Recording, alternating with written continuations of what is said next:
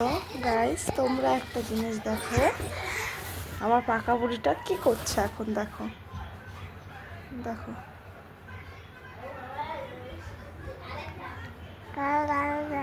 দেখো, আগে আমার মেয়ে না কিচ্ছু মুখে দিত না। ইদানিং দেখছি ও যা কিছু পাচ্ছে সেগুলো প্রচুর পরিমাণে মুখে দিচ্ছে।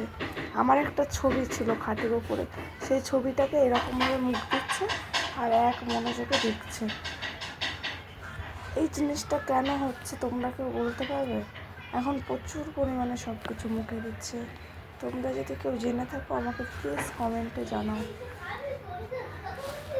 দেখো বাবাই বাবাই, দেখো দেখো গাইস, এই দেখো আমার ছবিটা কি করেছে। দেখো, এই যে আমার ছবি, এই ছবিটাকে পুরো নষ্ট করে দিয়েছে। এখন জানলার কাছে গিয়ে চুপ করে বসে আছে। দেখো তাহলে, দেখো।